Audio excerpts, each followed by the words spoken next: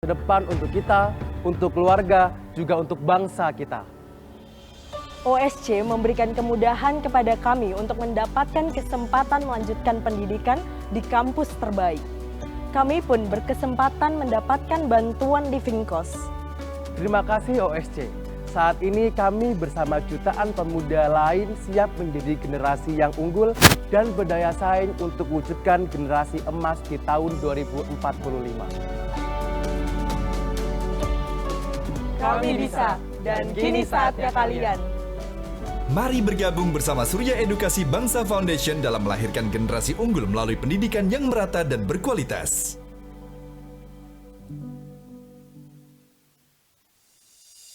Good morning, Indonesia, Southeast Asia, and the world. So happy to be here as you start your day. Do you remember the band? And snap! Oh my God. And that concludes the See Today updates for today. We'll return for information at 4 o'clock on the 3-hour news show. Welcome back to See the Stories. Now time for See Today Business with me, Surya.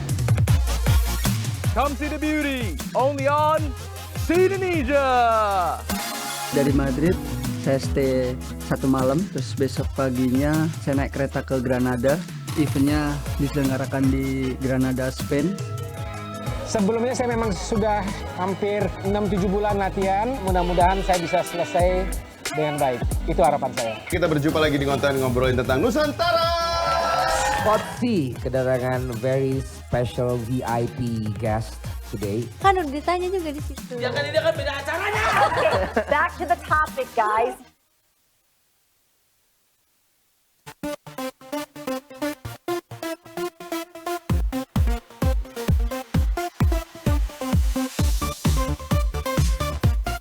Rakyat Merdeka adalah media yang memberitakan peristiwa politik dan sosial sejak awal era reformasi. Dan Rakyat Merdeka konsisten berani tampil beda dengan bahasa yang mudah dimengerti.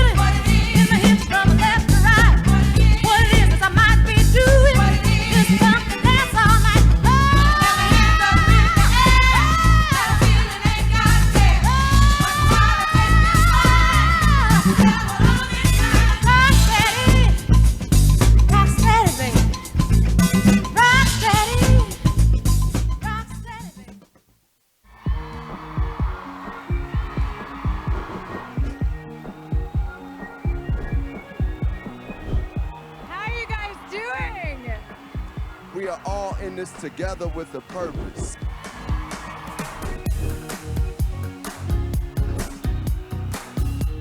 I'm a global citizen.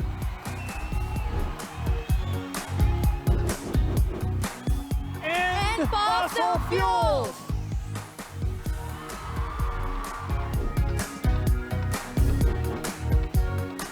Norway is pledging $90 million. We will invest $150 million. 40 million euros. The state of Pará in Brazil has made protecting the environment a priority. E fazer apelo pela Amazônia é também defender o planeta.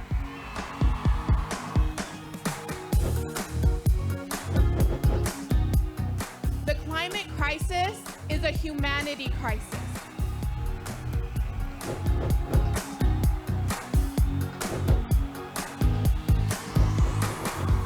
Period poverty is stigmatized every single day.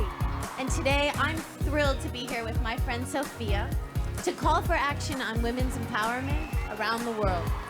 Restoring children's health, hopes, and dreams through access to school.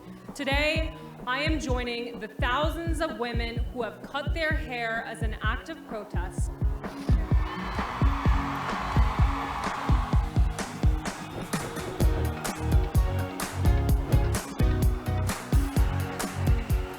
Take action now!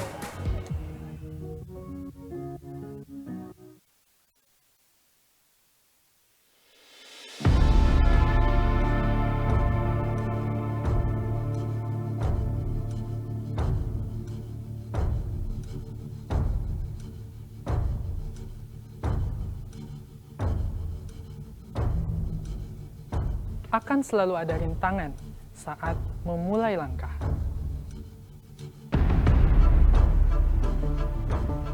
Tapi kami percaya bahwa kesempatan selalu ada bagi kita yang optimis.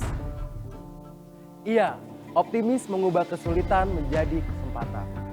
Tahun 2045 bukan sekedar 20 tahun bertambah usia kita, tapi kitalah yang memimpin bangsa Indonesia. Hari ini adalah penentu masa depan untuk kita, untuk keluarga, juga untuk bangsa kita.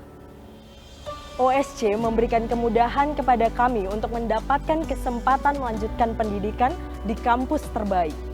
Kami pun berkesempatan mendapatkan bantuan living cost. Terima kasih OSC.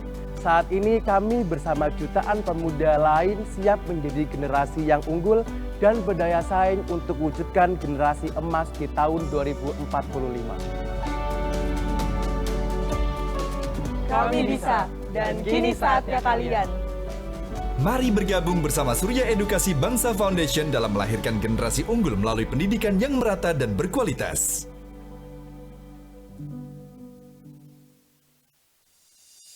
Good morning, Indonesia, Southeast Asia, and the world. So happy to be here as you start your day. Do you remember the bend? And snap! Oh my God. And that concludes the See Today updates for today. We'll return for information at 4 o'clock on the 3-hour news show. Welcome back to See the Stories. Now time for See Today Business with me, Surya.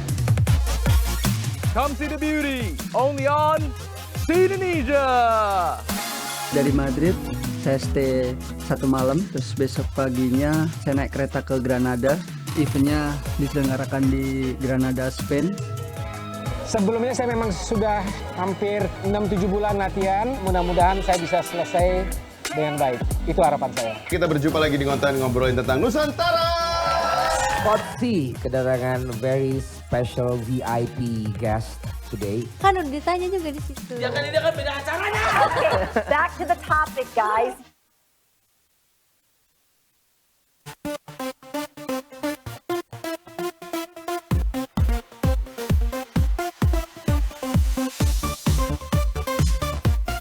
Rakyat Merdeka adalah media yang memberitakan peristiwa politik dan sosial sejak awal era reformasi. Dan Rakyat Merdeka konsisten berani tampil beda dengan bahasa yang mudah dimengerti.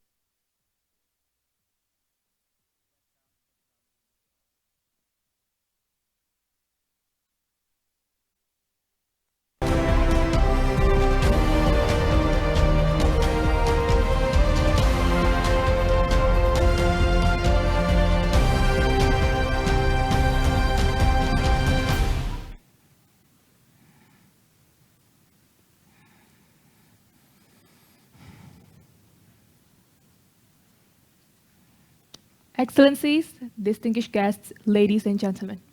Good morning, good afternoon, good evening. Welcome to Global Town Hall 2024, this year with the theme Keeping Course, Actions and Solutions for a Messy World. The Global Town Hall, now in its 5th year, is co-hosted by Foreign Policy Community of Indonesia and Global Citizen. The Global Town Hall brings together world leaders, policymakers, civil societies, activists, together all from across North, South, East, and West parts of the world. Each of the town hall discussions aim to gather perspectives from civil societies across the globe, capturing their views, aspirations, and concerns on the most pressing issues of our time. That way, Global Town Hall is a platform where everybody is welcome, where everyone is equal, where everyone matters. And ladies and gentlemen, we are delighted to be hosting one of the only global grassroots conferences of its kind, run by a consortium of 175 civil society institutions, participated by a worldwide audience of 9,500 people from 124 countries. We have those participating from Georgia, Fiji, Ethiopia, United States, Pakistan, Nigeria, Saudi Arabia, Cote d'Ivoire, Sweden, China, Australia, Japan, Colombia, and many more. Welcome, everybody. Thank you for joining us. And today, we will be having a full 15-hour marathon discussion with a total of 12 sessions, making Global Town Hall around the world, around the clock. The sessions will cover a wide range of topics from geopolitics, climate change, technology and AI, human rights, democracy, and many more. This year's Global Town Hall features 110 speakers and discussants across the globe. To view the full conference agenda, you can head to our website at gth2024.com. Ladies and gentlemen, we extend great appreciation for the Global Town Hall Consortium, consisting of 66 civil society organizations, 52 schools and universities, and 57 think tanks from all around the world. We would also like to thank our media partners this year, MetroTVNews.com, Rakyat Merdeka Online, Harian Rakyat Merdeka, TXT from IR, Liputan6.com, and See Today. Ladies and gentlemen, in a moment, we will have the founder and chairman of Foreign Policy Community of Indonesia, Dr. Dinopati Jalal, to deliver his opening remarks. But before that, let us first begin this conference by looking at what has happened so far at a glimpse this year. Please enjoy the following video. Geopolitical divides are preventing us from coming together around global solutions for global challenges.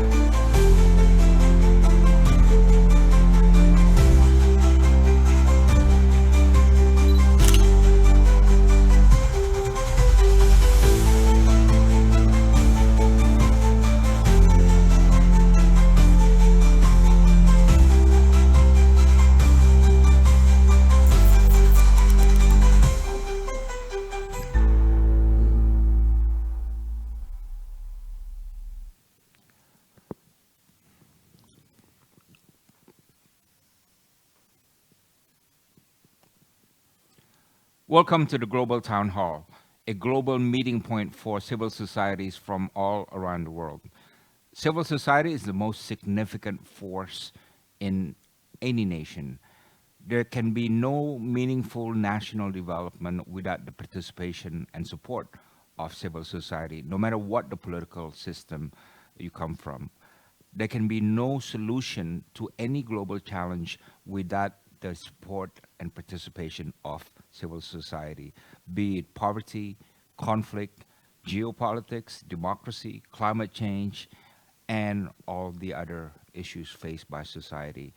And even multilateralism and regionalism would require the strong support and participation of civil society. Civil society is the energy, the driving force of any endeavors undertaken by any nation.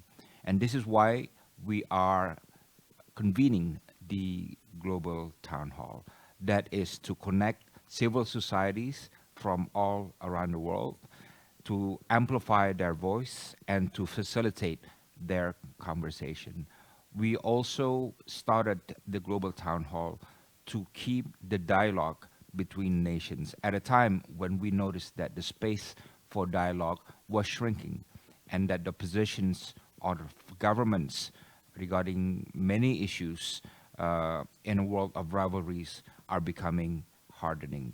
And we thought it was very important for civil societies to maintain their dialogue or intensify even the dialogue at a time when that dialogue officially among governments are declining.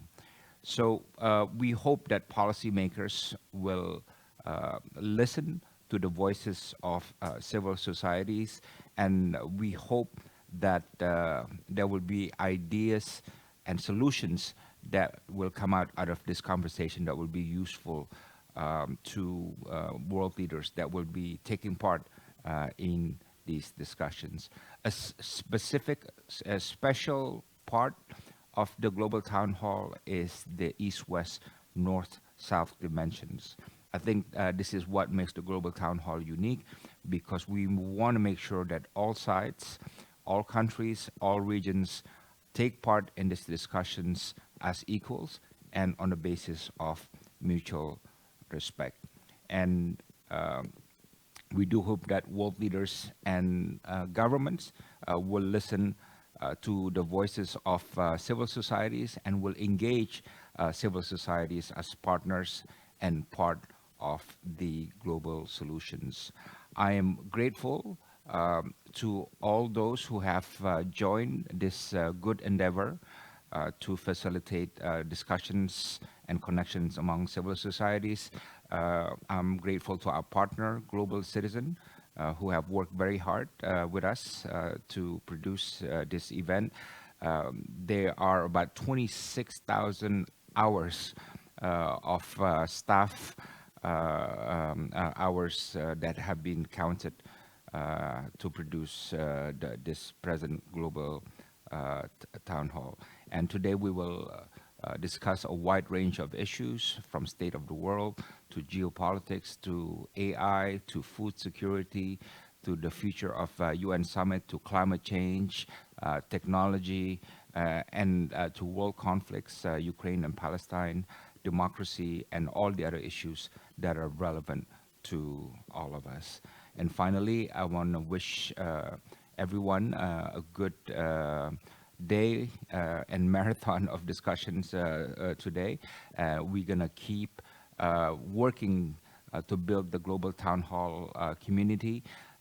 It is really a wonderful work to connect with all the civil society groups and universities from all around the world, and we're going to keep building our community.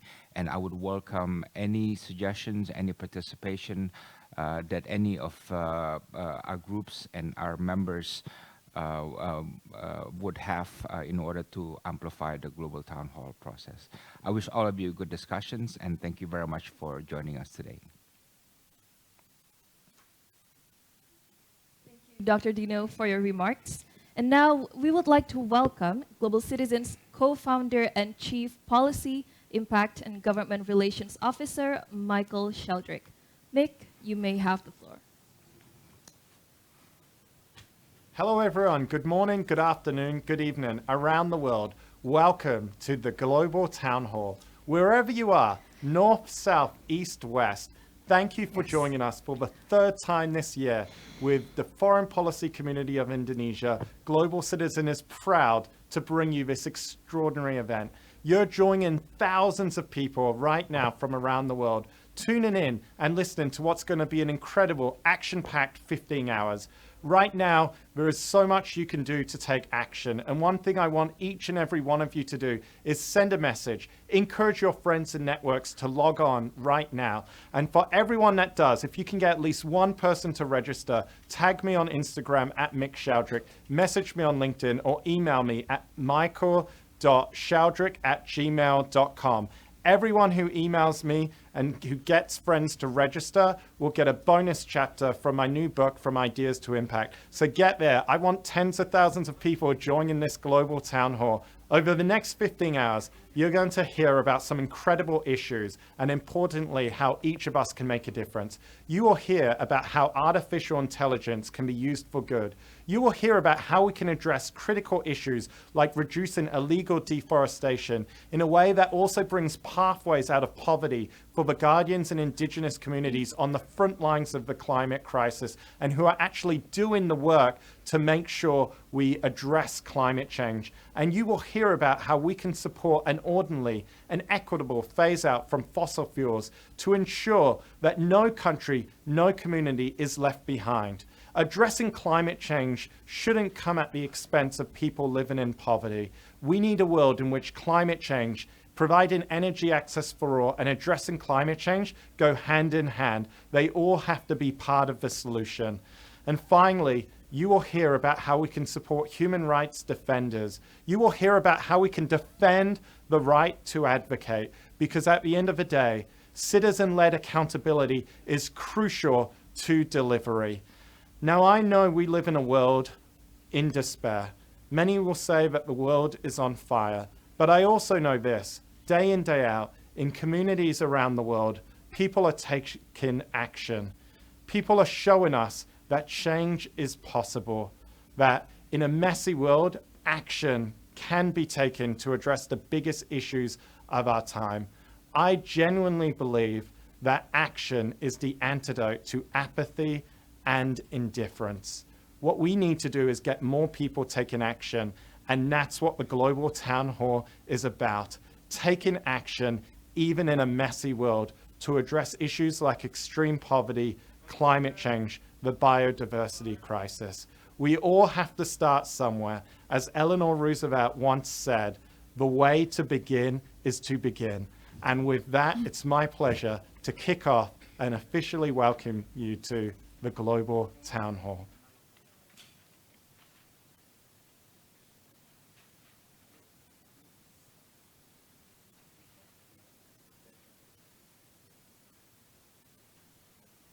Thank you, Mick. For that, let us now begin our 15 hours marathon discussion. Ladies and gentlemen, please enjoy the Global Town Hall 2024.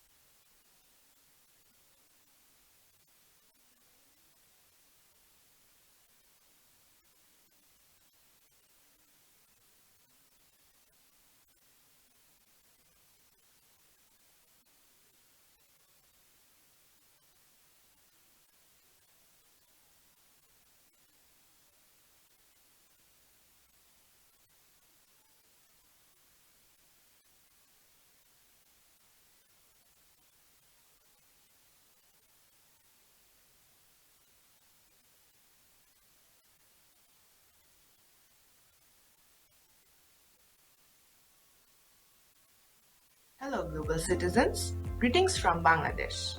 I am Naushin Tasnim Rishti, currently working in Bangladesh Institute of Peace and Security Studies BIPS as a research intern. In today's digital age, social media stands as a powerful platform for expressing opinions and advocating freedom. Yet, this freedom faces threats from censorship and misinformation. By advocating for open dialogue and fighting against political suppression, we can ensure social media remains a space for diverse voices and honest discourse. Let's work together to protect freedom of expression online and build a more informed and inclusive society. Thank you.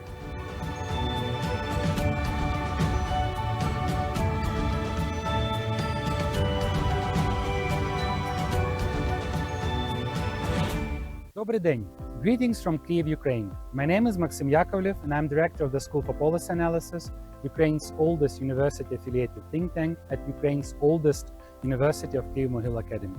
I would like to communicate the main message which we in Ukraine believe to be very important. The messy world of today needs more justice and responsibility. Not a single act of violence or aggression should be left unpunished. The international community must be more active in investigating all sorts of crimes and in holding those responsible for them accountable. Justice and responsibility are the main solutions for the messy world of today.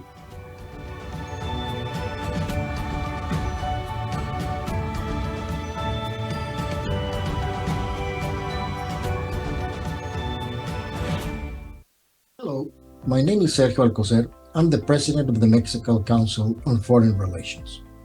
Every day, we are astonished by the incredible developments in technology, whether we are talking about health or we're talking about transportation or energy.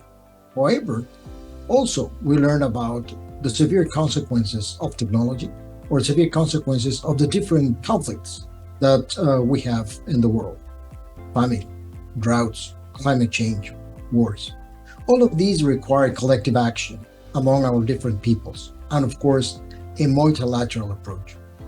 I want to thank Foreign Policy Indonesia for putting together this town hall to actually discuss what we can do collectively to solve the challenges that we face, not only for the present, but for the future. Thank you very much for bringing COMEXI for this discussion.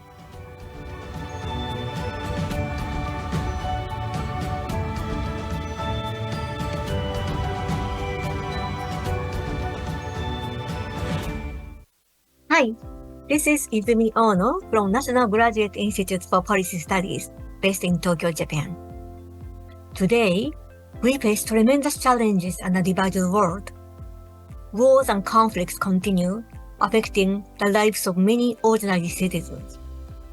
We must use our passion and wisdom for a better future. Many issues we face locally are linked globally, such as climate change, health, and shared prosperity. We need global solutions beyond geopolitical rivalries.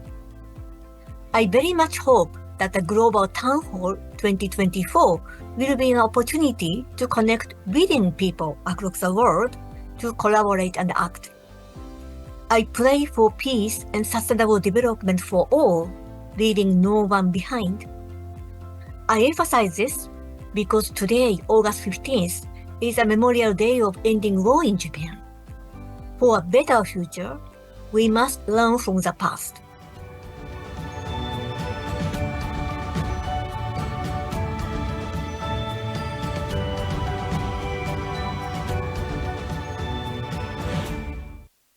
As you say, the current global scenario is messy. Along with the wars in Gaza and Ukraine, the emerging trends are the rise of economic security due to great power competition and the rise of the global south. Therefore, to navigate, at least partially, those challenging global conditions, settling a working global north-global south relationship is a priority. In this sense, some action could be taken. First of all, be straightforward in telling what's wrong with the current international norms institution and being specific in the request for reforms rather than simply pointing out problems. Secondly, to be more cooperative and avoid minilateralism. Over the past few years, the Global South and Global North have been mostly focused on enlarging and improving exclusive and regional coordination mechanisms, such as the case of BRICS or AUKUS. Global South and Global North should look for solutions that remain firmly within the remit of global governance and fight against an à la carte international system that risks being bad for all, both for the North and the South. And third, they should agree to disagree, looking for its own least common denominator. We all know that the global north does not agree on everything, and it comes as no surprise that BRICS and other global south countries continue to disagree on a number of topics. It would be crucial then to look for this common denominator, even as they continue to agree to disagree on many other aspects of global governance and on substantive points in their bilateral relations. So the things to do are many, the problems are very complicated, but these three main solutions might be a starting point to try to find, create a less messy world for the future.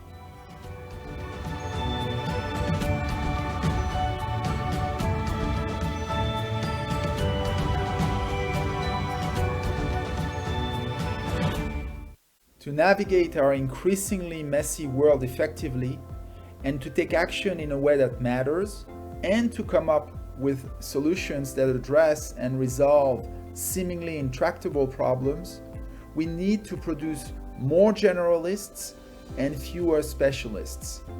We need more people with knowledge that cuts across key issue areas and with an ability to knit together a coherent picture of these cross-cutting agendas. And this is especially true in the realms of geopolitics, geoeconomics, and science and technology. That's what I like to call the golden triangle: geopolitics, geoeconomics, and science and technology.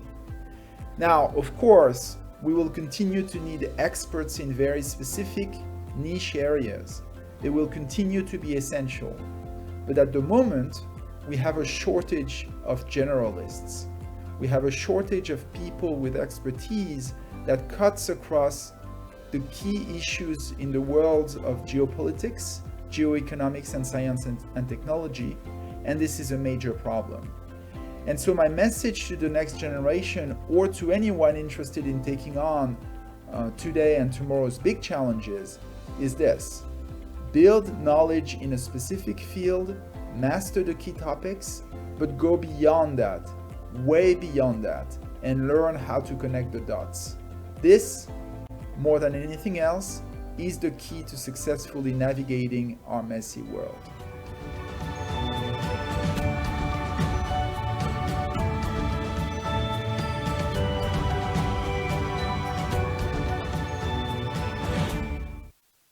We have to create a movement of people that will hold businesses and government leaders accountable.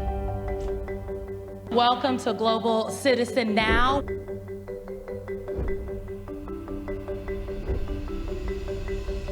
If there is one thing that we can all agree on, it's that we want to leave a better world for the next generation.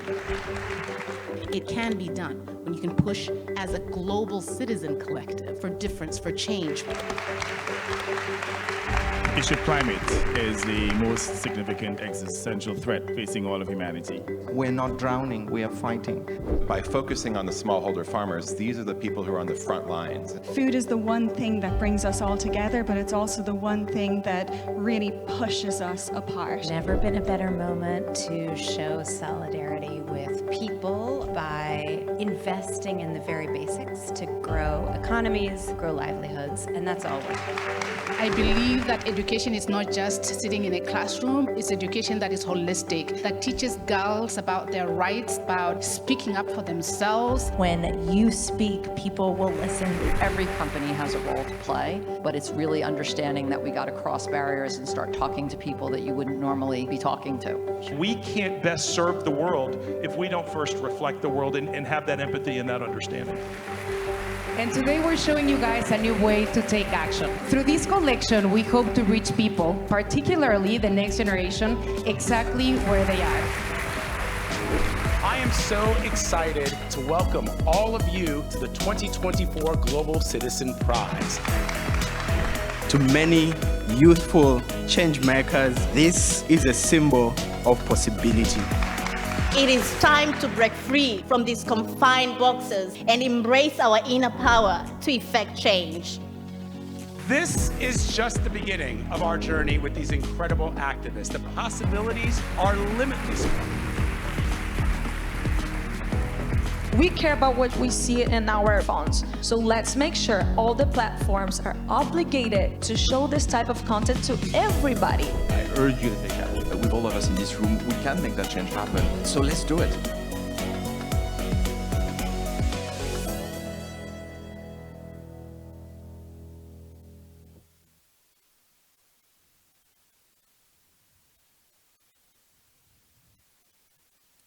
Ladies and gentlemen, the first session of the Global Town Hall is the World 2024.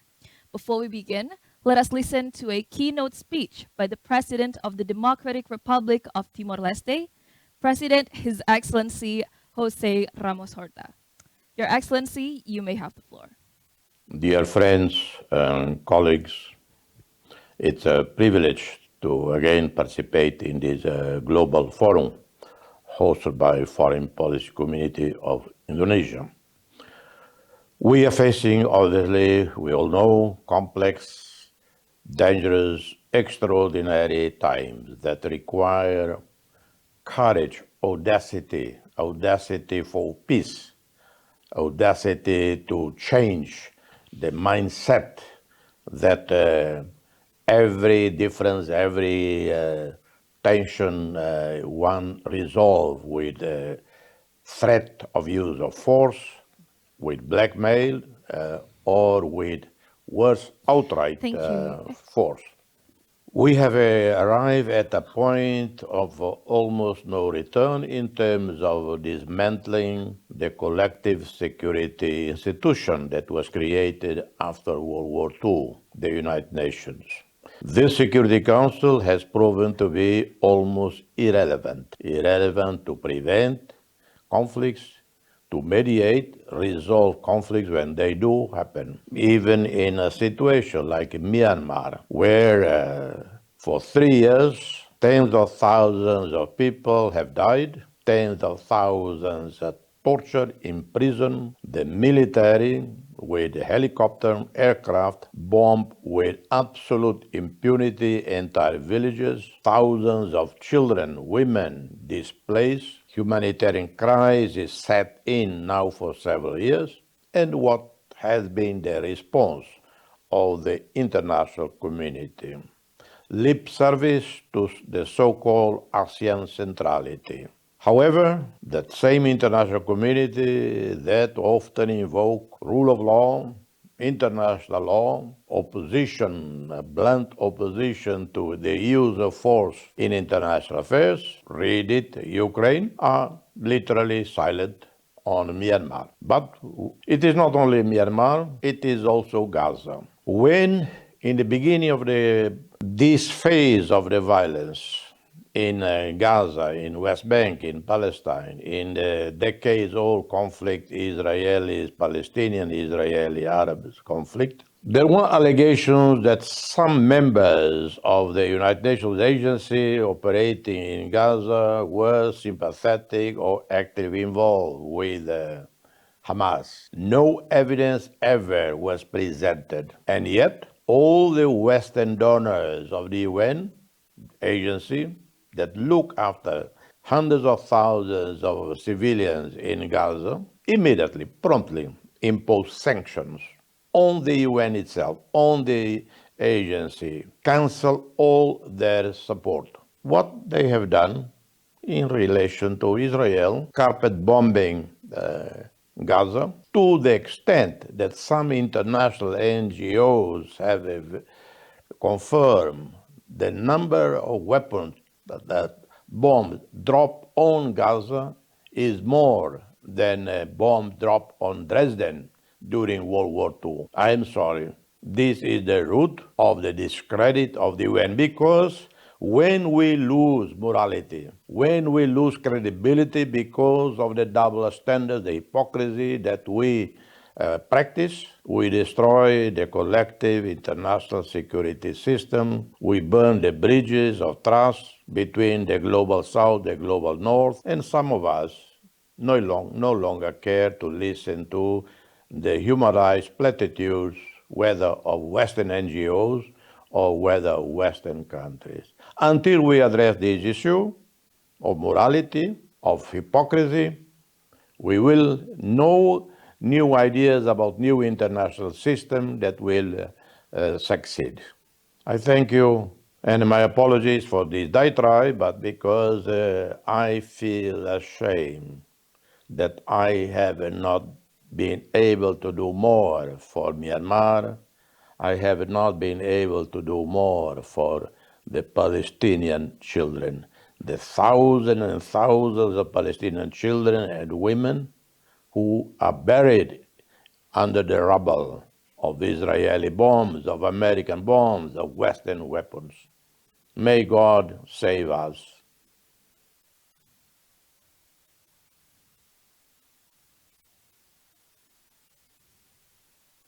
Thank you, Your Excellency.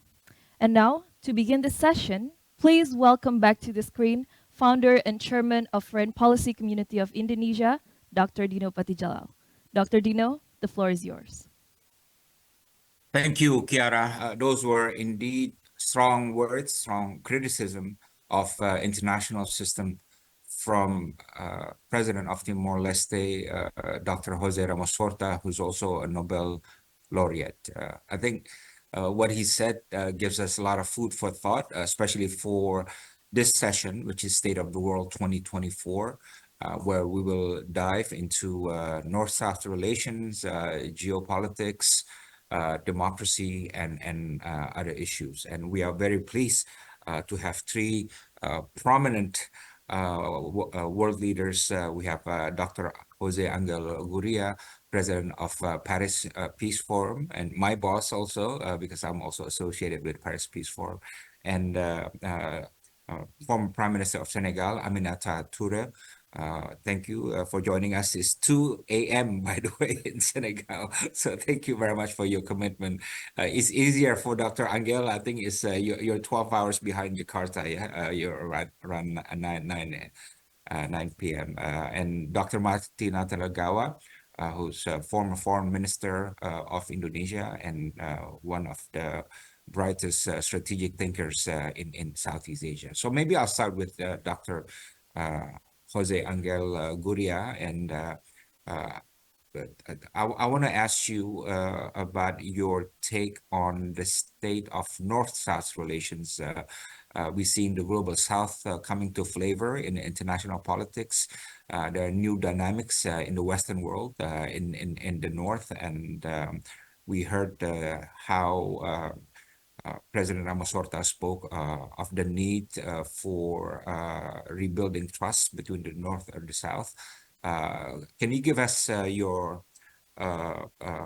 take on the state of North-South relations? Dr. Angel, please.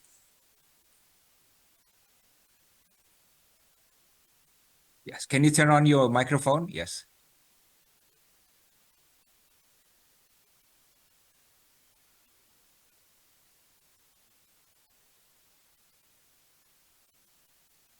There you are. Okay. Yes. Well, first of all, thank you very much for the invitation, and thank you very much for year after year after year doing this, which gathers. It's a real marathon. It's 10,000 people. But you're talking about trust, and this seems to be missing. When you're talking about North-South, I would divide it between the North-South and then the East-West. I will do an analysis of both. When you're talking North-South, it's really about developed against developing countries. It's about trade, it's about financing, and it's about aid also. Terms of trade, bad for developing countries. Between North and South, trade is unbalanced. Basically, you have commodities together with, against sophisticated goods and services, which developing countries buy in developed countries. And I have to say that when it comes to financing, clearly financing is insufficient. It is expensive, by the way, if you go to the markets, because these days rates have gone up dramatically in order to stop inflation. And they will only start coming down very slowly this month. at the Federal Reserve. It's also has become more difficult to access markets. If you're going to the market, if you're accessing the markets for developing countries, bond markets are more expensive, and syndicated loans have almost disappeared. So basically, you have more expensive. Aid is also part of the overall financing needs. But again, it's insufficient, and its allocation is wrong. The countries that have a greater capacity of absorption of aid are the relatively more developed, whereas where it is the least developed countries that really need more aid.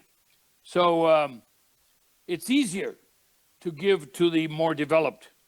And the least developed have problems of institutional problems, of weaker governments, tend to have a greater degree of corruption, etc. So it's a reverse situation where you really want to give more to developing countries, to the least developed countries. And you can unfortunately do less there. Now, however, the East-West tension is what really takes our sleep away. East-West. And I would say particularly the US and China tensions. It started, let's remember that it started with a trade dispute. You know, steel, aluminum were given tariffs by then President Trump. But let's look at what has happened since. Today, we have added to aluminum and steel and all that, but we have added the incendiary issue of Taiwan.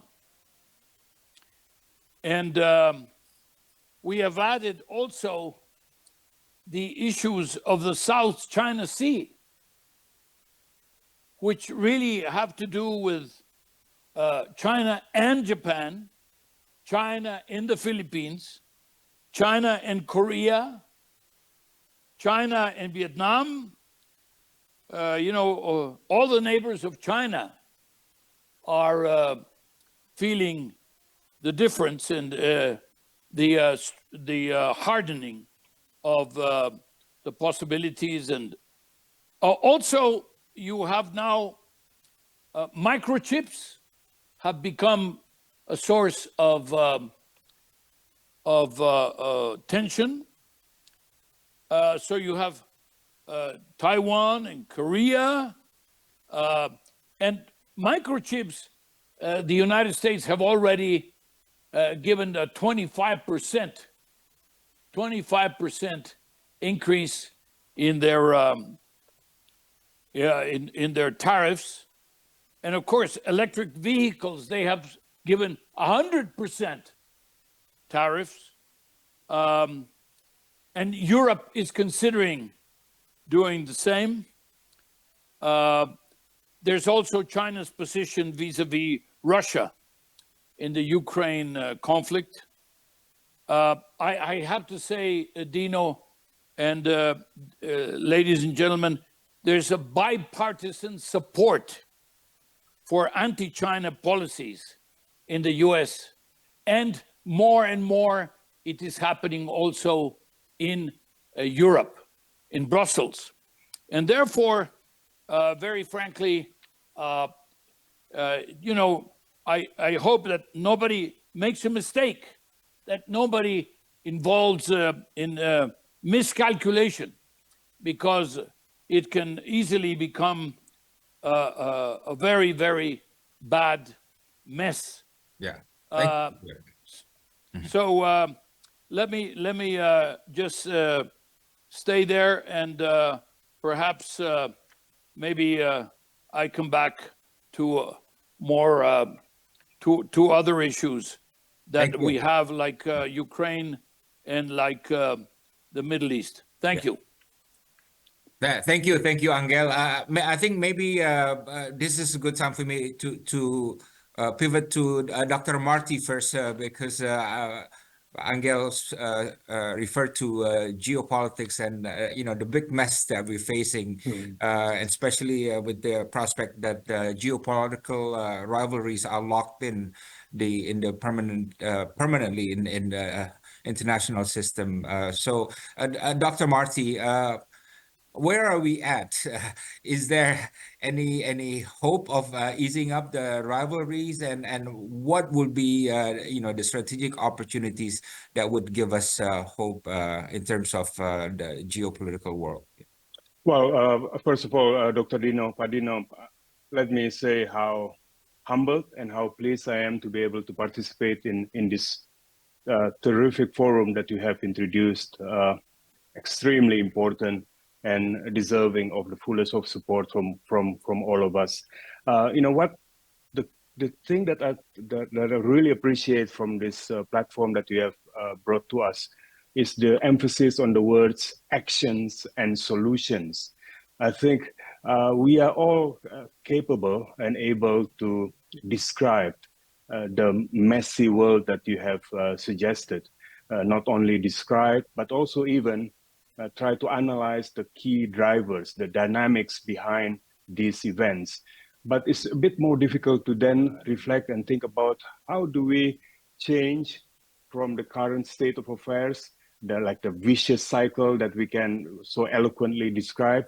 We move to a different type of world, of virtuous cycle, of the type that President Ramos Horta explained just now, the notion of courage, to have the courage to effect positive change. And I think in my view, what we are seeing today in terms of geopolitics, we are clearly seeing a deepening of geopolitical divide. Not only the so-called Russia, China, US, China, whether you would like to describe it East and West. I'm not sure whether the Cold War analogy is quite correct, but in any case, US, China, but there are so many other geopolitical divides that are prevalent.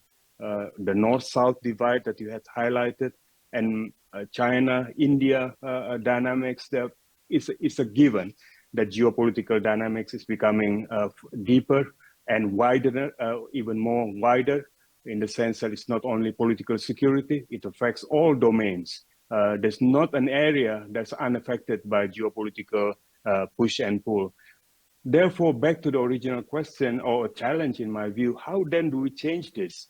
Obviously there's no one size fits all. Every problem, every challenge has its own solution in a way.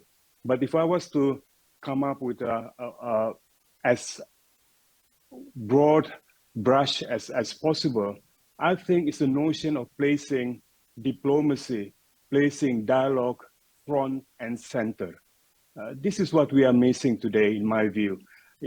Countries disagree, but even disagreements can be conveyed through the power of words, through diplomacy. The idea of how can we bring forth diplomacy as a response and dialogue as a response. For instance, geopolitical competition and divide. I think these are, in a way, perhaps inevitable because countries are still unable, all of us, many of us are unable to address the issue of change. How do we live with and address changes in power structure, power dynamics, and we need to find the wherewithal to ensure, to promote the idea of strategic stability, that we can have competition, but competition doesn't need to lead to open conflict. Rules of the game, code of conduct, That's why, as you are aware, Papadino, in our part of the world, we have been working extremely hard in the past to wage peace, to keep a Pacific, the idea of non-use of force, peaceful settlement of disputes, the idea of crisis management. Those are the things that we in Asia Pacific in the past used to excel at. And I think we need to return to that mindset, to be aggressive in waging peace, as aggressive as others wage and prepare for war. Strategic stability, in my view, is one cluster that we can identify several steps. The other one is the notion of establishing safe space. Safe space meaning there are so many global common issues, pandemic, the climate crisis, the issue of alleviating poverty, sustainable development issues. These are issues that demand cooperative partnership that we should not allow be weaponized by the so-called major powers. And I think it is important for us to reclaim those public spaces, those global commons as areas where we need to ensure diplomacy and dialogue thrive. I'm keenly aware of the limitation of time, Padino. Just very quickly, just concluding thoughts in terms of challenge. How do we transition from a vicious cycle to a virtuous one? In my view, one key element would be leadership. Leadership, not simply leaders, because there can be a distinction between leaders, which is a fact of life. You have leaders, but leadership is a qualitative quality. How can we encourage leaders to have the courage to change the dynamics, not to simply follow a foreign policy that's domesticated, that simply look at behind them, is this a popular policy, but to take difficult decisions, leadership deficit. So in a way that addresses the issue of managing the internal, external dynamics, the nexus between domestic issue and external issues, that they are one and the same, they are enmeshed, they affect one another. The second challenge, I believe, Padino, is about managing power dynamics. I am not a great believer in the notion of balance of power.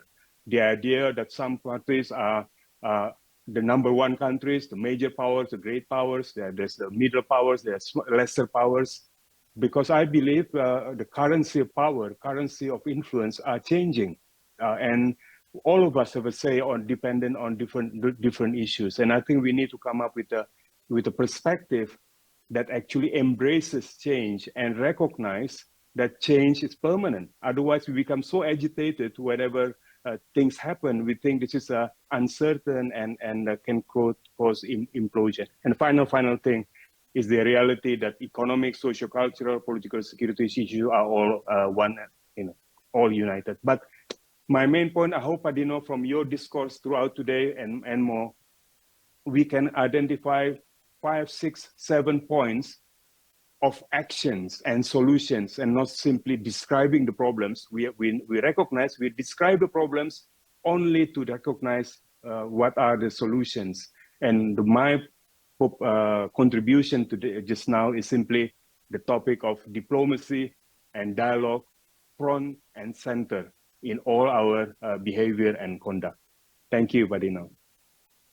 Thank you. Wise words indeed, Dr. Marty. I think that sets the stage very well for Prime Minister Aminata Toure. You know, this is the year of elections.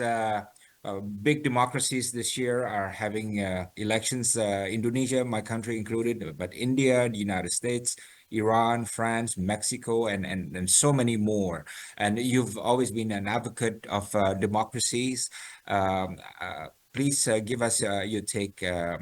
What is the state of democracies around the world now? There are some who say that it is undergoing some regression.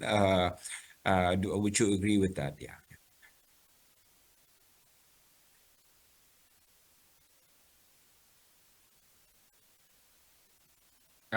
We're not hearing your voice. Can you hear me now? Yes, I can hear you. Thank you. Wonderful. Thank you for having me. I don't know how much you are familiar with this part of the world, but let me give you one Africa 101 because Africa is perceived from a very sometimes cosmetic point of view. But let me tell you that that's the second largest continent in the world, both in size and population. 14.7% of the world population reside here in Africa, and we are over 1 billion people speaking 1,500 different languages. So we are diverse. That's not one country. That's 54 countries. So that is to be known. What we also need to know is that Islam is the dominant religion. Christianity is the second. And the shortest distance between Africa and Europe is 8.9 miles, to our sorrow, unfortunately. Because the title of our discussion is Keeping Course, Actions and Solution for a Messy World. But this world has been messy for a long time for us. I was talking about how close we were to Europe. And of course, we had to battle slavery, to battle colonialism, post-colonialism. And during that time, Europe was doing its industrial revolution. So this is how the continent has to be perceived, a place of resilience. We should have disappeared a long time ago. So existing is already a victory. The Mayas and the Incas and all of that who suffered so much brutalities disappear, but we're still here and striving. Africa is the youngest continent. The average of age is 19.7 year old, compared to Europe, that is 44.2 year old. So we do have a growing middle class as we speak. We believe that very soon people are going to be much more interested, and that's already the case. We have the last statistic is a bit old. It's in 2018. We consume up to 860 million in goods. We have 200 million who are defined as middle class. Of course, it's not an homogeneous group, but what it shows is that we are becoming a big place of business. To that, you have to add that we are the richest continent as we speak when it comes to mine, to oil, to gas. So we believe that we're going to turn the table around after we had to fight for 2 or 3 centuries against the worst brutalities that any human being has suffered. So that's a big victory. That's how we feel, and that's how we look at it. We are talking about democracy. In Senegal, we had election 5 months ago, and we elected one of the youngest presidents in the world, in Africa for sure. He's 44-year-old. And he came with the promise of fighting for sovereignty, which means to conquer a little bit with what the president said in his opening speech.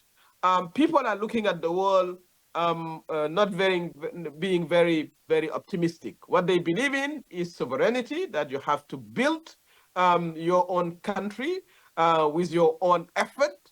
And multilateralism, unfortunately, is not believed in by the younger generation. For somebody like me who spent 25 years in the UN, it's a sorrow, but that's what it is. We do believe that we have progress to make, and we are looking at the world with different eyes compared to the older generation.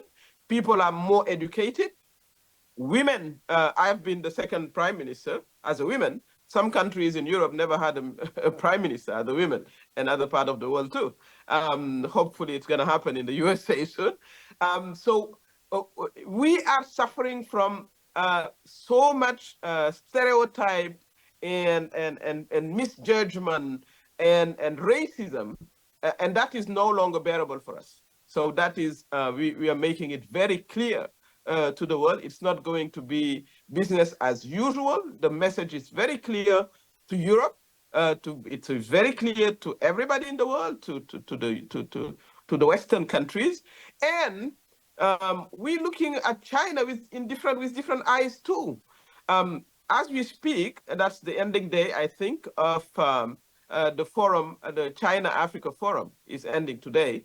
And we believe that we have to just do what China has done, in a very span of time, accelerate the eradication of poverty, enlarging the middle class, industrializing the country, and fighting over our own interests, and fighting racism.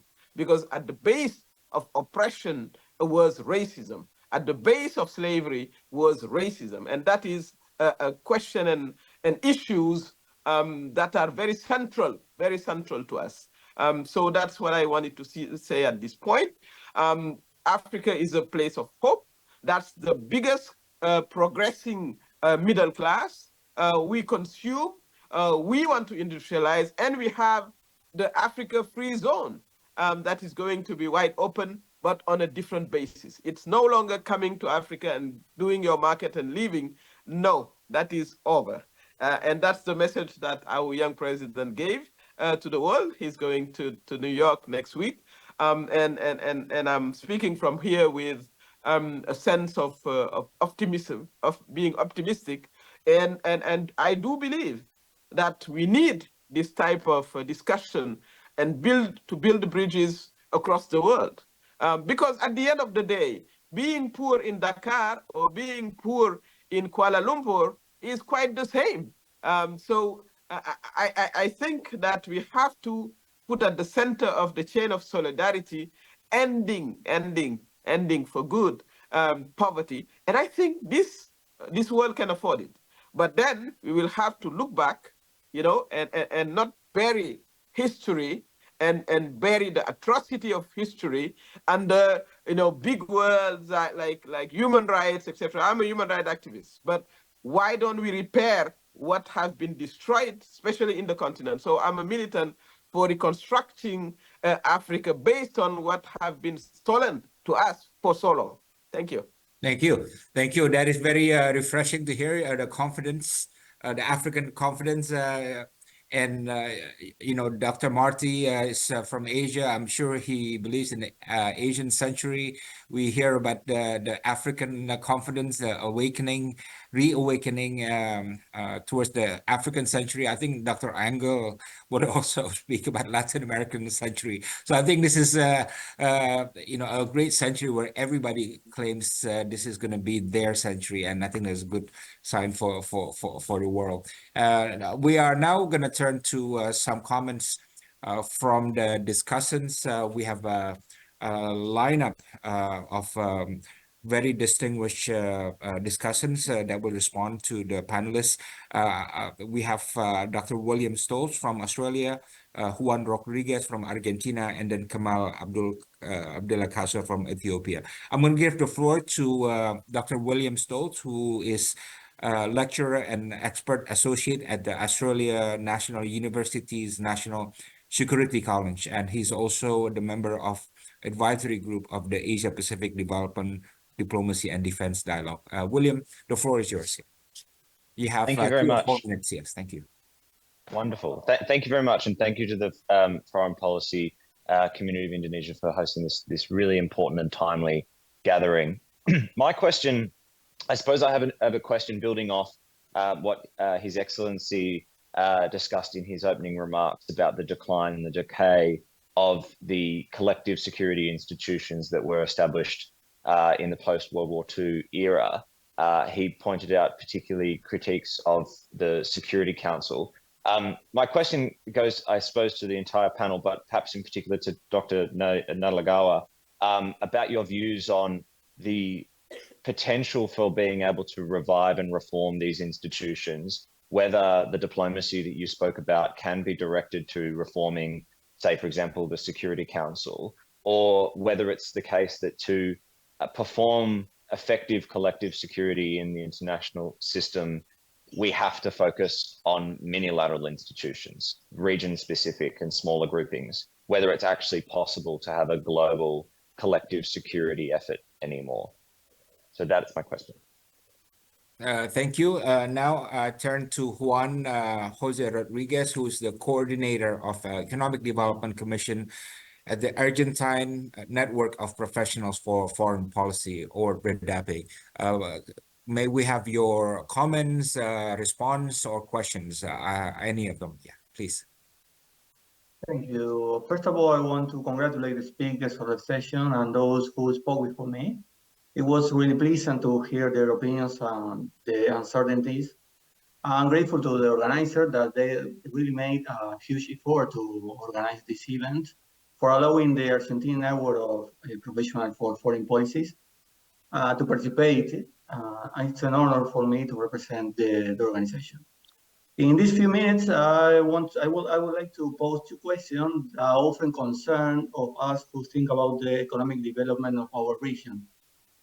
On the one hand, the technology gap, in my opinion, between the developed and developing countries affect the productivity level of the latter. This is one of the reasons why developing countries struggle to integrate into various international markets, leading to heterogeneous productive structure that affect, for example, the difference in the wages between the different sectors, economic sectors. Additionally, national states faces differences in difficulties, in generating technical capabilities over the long term, except for a few notable exceptions. For example, in Argentina, public investment in research and development varies depending on who is in power. So my question in this topic is how do you think the technological gap between developed and developing countries can be reduced? What is the role, in your opinion, of the state in generating technological capabilities? On the other hand, since you spoke about international integration, sadly, Argentina withdrew the addition in between the joint in the race in last minute. So I would like to address economic internationalization because Mercosur has a low level of trade among its members compared to other economic blocs such European Union and USMCA. So I would like to ask, how do you think the regional integration can affect economic development? What are its benefits, and what kind of strategy do you think developing countries should follow in commercial integration processes? So I look forward to your opinions on this, and thank you very much for your attention. Okay, I will like to actually invite the speakers, Pak Marty to respond, and then Dr. Engel to respond to Juan's questions, and then we proceed with the other two discussions. Yes, Pak Marty, question about how to reform the UN Security Council, yeah, and then Dr. Angel, yeah, please, Yes. Pak Marty. Well, thank you very much indeed. I do honestly feel that the multilateralism is facing headwinds currently, and naturally, as suggested just now, one potential response is so-called reform of those multilateral institutions. But this has been a long-running effort. I am of sufficient vintage, especially within the United Nations family, to have experienced so many moments when we were meant to either revitalize the UN General Assembly or reform the UN Security Councils, but ultimately all those efforts came to nothing, essentially. But that should not make us despondent. I think that it must be continuously waged and effort continuously made. But I think I wish that the response is only to do with reforms of institutions. But first and foremost, I believe you have to underscore the fact multilateralism is a perspective, it's a mindset. What we are missing today, I think, first and foremost, are those type of leadership that recognize that the even national objectives can only be achieved at the multilateral level. It's not only purely national, but must be combination of both, and therefore we need to really have that type of perspective ingrained and encouraged. And when we look at the reform of the specific institutions, essentially, how can we make them fit for purpose? And even if in our most frank and candid moments, I think most of us would recognize, whether it be the UN system or the Bretton Woods system, since there's such a freeze frame, the situation in the immediate post-war era, it has become obsolete. And in my view, again, to the point that I feel that change is permanent and power is dynamic, then we need to promote the idea of multilateral cooperation that has an automatic adaptive capacity rather than simply freeze framing a particular moment's constellation, because almost immediately that constellation will become obsolete as change occurs. So it's about the working methods more issue-based working methods rather than necessarily the institution itself. On your specific question on unilateral and global, I think it's about all of the above. It's all local, national, regional, and global. And we must work hard to ensure that they complement one another. As it's not as if one is at the expense of the other. And how can we ensure that type of mindset becomes promoted? At the moment, I feel ultimately there is a sense of disconnect between President Ramos Horta spoke far more eloquently than I possibly can. But there is a sense of disconnect between what's going on in the world and the UN's capacity, the Security Council's especially capacity to respond. They are very active and very vocal on some issues, but less so on others. So as a result, there is a credibility gap. And this is ultimately, what is the source of power and reputation for international organizations? That I guess we have to go to that a more philosophical question. But the unilateral, global, regional, I think they all go hand in hand. Sorry, Padino, for taking up too long. Thank you. Thank you. Dr. Angel, will you respond to Juan Rodriguez's question? Thank you, Angel. You are unmuted. You're muted. Can you unmute? Thank you.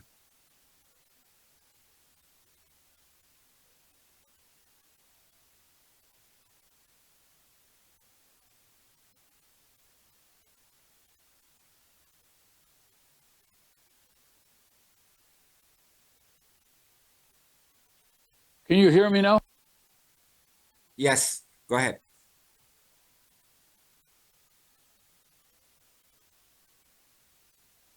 There. The question is fairly simple in a way. Developing countries have lower wages and lesser paid jobs because they are technologically behind, because of the fact that they have bad terms of trade, as I mentioned in my first intervention. Now, Dr. Rodriguez mentioned about economic integration. How important is economic integration for, it can be a catalyst for growth, it can be a catalyst for development. And absolutely, yes, it can. Let me just put two examples. Latin America against Europe. Europe, basically, the most important trade partner of every European country is all the European countries put together, and some of the European countries individually, but mostly it's Europe. Whereas with Mexico, with Latin America, with Brazil, with Argentina, etc. You basically have, well, mostly, I would say, if you take every country in Latin America except only a handful, China is their most important trading partner. And there is very little integration between the countries in Latin America. And let me just tell you that the kind of thing that can happen in the NAFTA or in the TMEC, right now, the new version of the NAFTA, Mexico, the US, and Canada, we export to the United States about 500 billion per year, and to Canada, another maybe 25, 30, 40 billion. So that means Mexico's total trade, of Mexico's total trade, we have almost 600 billion, but 500 billion goes to our members of our partners in the NAFTA, in the North American Free Trade Agreement. And we are striving, and we're more and more integrated every time, trying to be competitive with not only America and Canada and Mexico, but also with the rest of the world, with Latin America and Africa and Asia, etc. So basically, I would say, yes, integration is crucial. Yes, integration, we have been remiss. We have been we have failed to recognize the importance of integration as very, very strong lever of development and of growth and of progress, and I would say also bien-être, the welfare. Thank you, Angel. Now we have a second round of discussions. We have Kamal Abdullah Kasso, who is the founder and executive director at OES Global Foundation, and he's also the CEO at Up to Date Education and Training Place. And I'll take also some questions from the chat group to the panelists here. Mr. Kamal Abdullah Kasso, please, the floor is yours. Thank you so much. I'm grateful for the opportunity for having me here. I just want to share my concern about the tension of the Horn of Africa. You know that Horn of Africa is a center of growing political tension that have both regional and global implication, like Ethio-Somali tension, the Ethio-Egypt tension over the Grand Renaissance Dam that Ethiopia is constructing. So, Ethiopia and Somalia are clashing over Somaliland, a region seeking independence from Somalia, but supported by Ethiopia for its strategic Berbera ports. And Somalia pushed to reclaim Somaliland capabilities, Ethiopia's interest, and risks internal destabilization in Ethiopia's Somali region. And again, we have also Ethio-Egypt tensions over the Gard, which create a dispute between Ethiopia and Egypt, which remains unresolved. There are a lot of negotiations have been going for the destabilization of this tension between Egypt and Ethiopia. Nowadays, Egypt is deploying its military to Somalia to create tension in the Horn of Africa. So I want to ask the speakers on this Horn of Africa's conflict that poses risks for global trade, security, and migration, of course, for young Africans, particularly Horn African young people. In my view, the escalating tensions in the Horn of Africa, whether over Somaliland, the GERD, or even Djibouti's strategic maneuvering require urgent and coordinated international action to prevent these disputes from going into deeper and broader conflict that threaten not only the regional but global stability. So since this is a global and as well as a regional issue, what these diplomatic mechanisms could help resolve the deadlock over the Grand Ethiopian Renaissance Dam, which is one of the main issue for the tension between Egypt, Ethiopia, as well as even Djibouti, because Djibouti also has interest on Somaliland issue, because Ethiopia is one of the main income for economy for Djibouti. So there are strategic interests of also Djibouti here. So what kind of diplomatic mechanism could be there? And how can the African Union and Arab League, of course, the United Nations Security Council, play more effective role in preventing conflict in the Horn of Africa?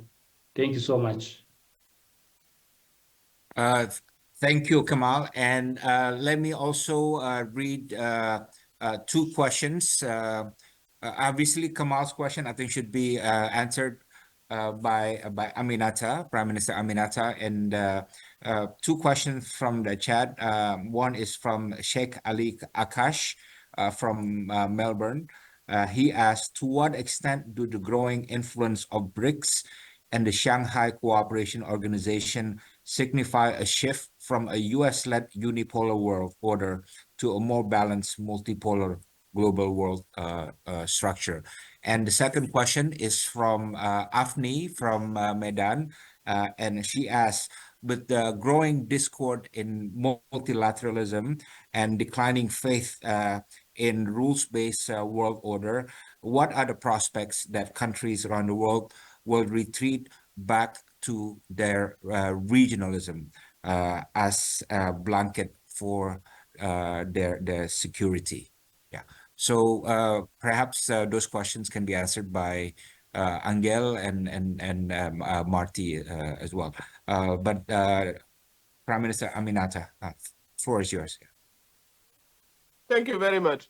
If you allowed, I will also speak to the issue about UN reform. As you may know, Africa has been requesting a permanent seat for decades, which is just sort of a testimony to how obsolete the setup of the UN is. As I said, we have 54 countries. We have 60% of arable land for the world, 14.5% of the world population, and we still cannot have a permanent seat. So that also sort of feed into how people look at the UN as something of the past. What would be done? I think what we are looking forward in Africa is the Free Africa Zone for commerce, which is going to be a big deal. Let's remember the essential and quintessence of minerals, very strategic minerals are here in the continent. So that is going to be business done differently. So that is also important. The gentleman from, I think that's Kemal, who spoke about all the issue in the Horn of Africa. This is also a reflection of the heritage from colonialization times. where the boundaries were designed and cut far away from Africa, and then we still live with it. I live in Senegal. There is a country called Gambia. Gambia is within, in the belly of Senegal. That's how we say it. The only boundaries that that Gambia has is Senegal. So which didn't make any sense. They speak English. We do speak French. So we still live with this incoherence that we inherited from old time, from colonization time. So what we are trying to do now is to be organized in a sub-regional and regional basis. The population have a lot of hope, African population have a lot of hope in the African Union. So we want to do exactly what happened in the European Union, and we're making good progress on that. We do have sub-regional groupings in West Africa. We have the ECOWAS, which is the community of West African countries. We are discussing to have the same currency. We have the same passports already, and we are working to integrate our economies. Integration is the key, because our the continent has been balkanized. That's how we call it. Very small states, so very small markets. So until we get integrate, it's difficult to have a leverage, and that's what the Africa free zone of commerce is all about. So that's how we look at it. I think that as we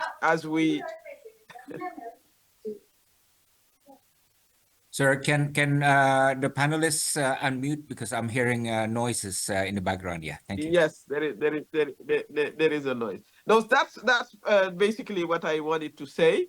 Is we believe, I do believe, that the UN has to be saved, and we have to put all our effort as Democrats, because that's the only place where stronger countries work, get agreement with weaker countries, because that's how it is, and where we can set up international norms. Who would benefit from the dying of the UN? I don't think it's going to be the North necessarily. So whatever effort can be put into giving a better standing to the UN, I would contribute to it. I think that would be in the interest of the human race, basically. But in between, people are looking also into different alternative groupings, regionals mostly, and that's where the Global South, that's why I was interested in participating. It's almost 3 a.m.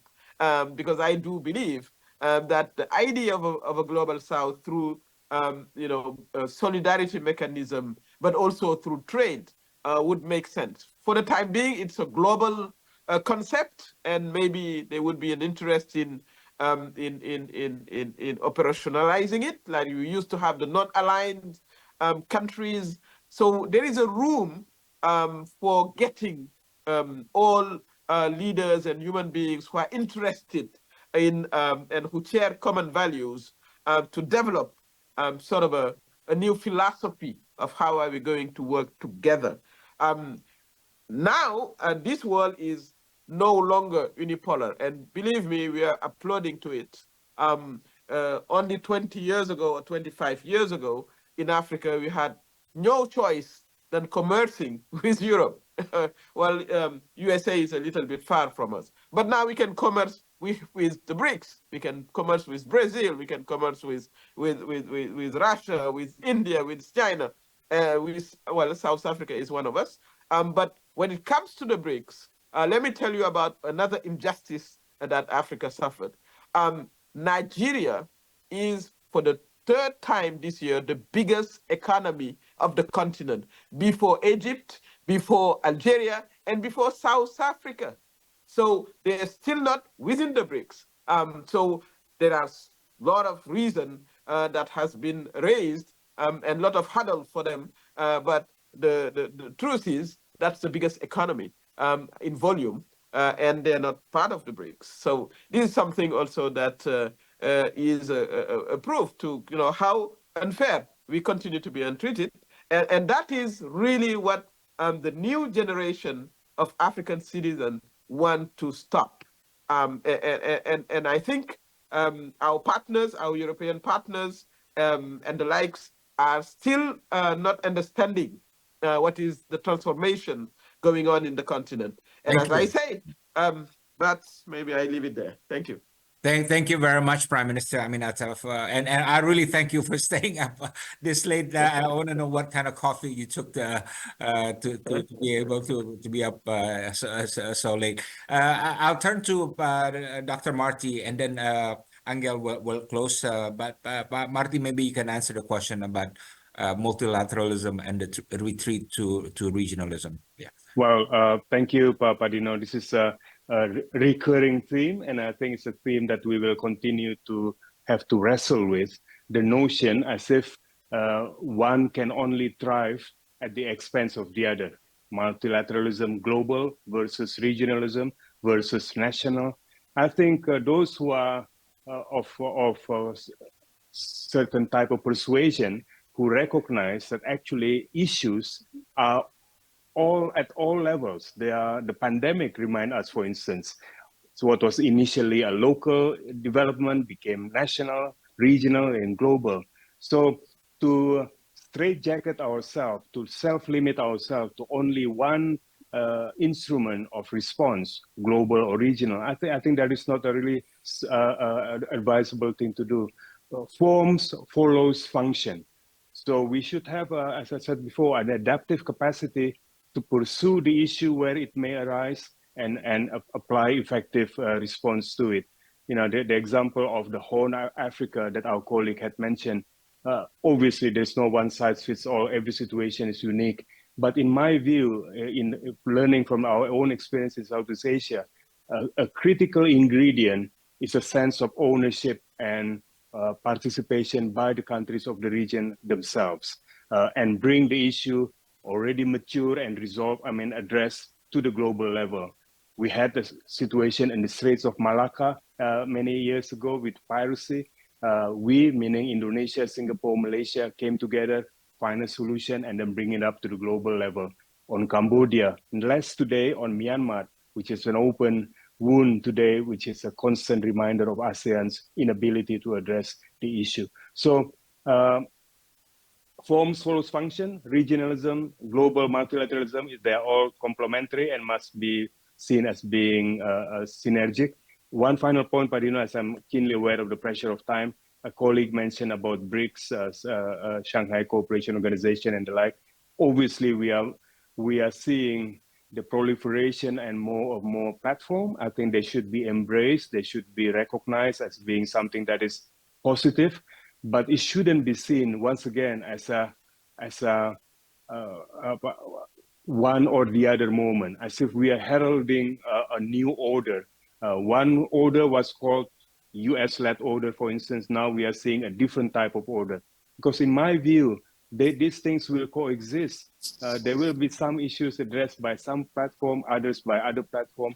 But I hope that all these platforms are inclusive in nature, because we need bridge building, not simply the amplifying of divisions. Sometimes you have the so-called like-minded groups, but they bring groups that are all of same views, that actually they simply sharpen divisions. So I hope countries like Indonesia and others represented in this room, we can be bridge builders rather than simply amplifying divisions. Thank you very much, Padino. Thank you. Thank you, Dr. Marty. Dino, you have the last word. Yeah, please. What was the question about? Because there's been a number of interventions since. Well, you can also answer the question about multilateralism and regionalism. And there was a question about whether or not BRICS and Shanghai Cooperation Organization is at the expense of a US-led world order. Yeah. Yeah. Let me just say that I was very excited by Aminata Touré's take on the future of Africa. However, I would like also to say there's Sudan, there's Congo, there's Niger, there's Mali, there's then Ethiopia and Somalia, mentioned specifically. There's Cameroon, and then there's some pretty old issues like Western Sahara, for example, with the Polisario, etc. So again, I think like Latin America, Africa is in need of, first of all, integration, and second, it's in need of somebody being the pompier, being the fireman that puts out the fires, because there are too many. Now, let me just say also, the BRICS and the Shanghai, which is the infrastructure bank, they are being run by professionals, and they are being run in a very, very professional way. And that means they are being run by people who are specialized and who have experience in running other institutions, other banking institutions. So basically, the problem is not which is the membership, but how do they actually perform, and who do they help? If they help developing countries more generally, and that means they're doing their job, because they're doing it in a proper fashion. They're doing it in a serious fashion. And last but not least, I would say, Dr. Marty's, I would echo Dr. Marty's idea that if the institutions are not a bridge, and if countries do not become a bridge to each other, then of course they will fail. And then regionalism will take over multilateralism. But multilateralism, we have to give multilateralism a chance. We have to give multilateralism a job, a mission. Thank you very much. We're just in time to close this discussion, and I want to thank all the panels for this fascinating discussions and all the ideas, the input. We talk about trust deficit, leadership deficit, importance of diplomacy, North-South tension, but also North-South possibilities of cooperation, geopolitical complication. I love the Aminata's remarks on the African Renaissance, but I do believe that one factor that gives me hope is really the confidence that we see in Asia, Latin America, the Middle East, Africa, and hopefully that will lead to some kind of reawakening of the North-South dialogue. I want to thank all the discussants for their very important questions and input.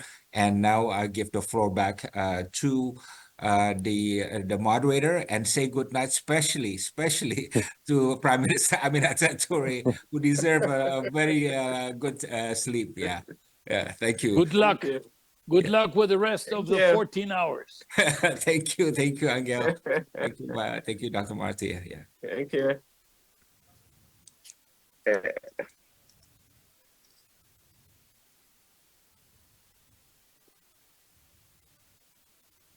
Thank you, Dr. Dino, and thank you to the audience for tuning in and participating in the State of the World 2024 session. Our upcoming session is on AI and digital tech. How can the Global South benefit equally? It will begin shortly in a few minutes, so please stay tuned.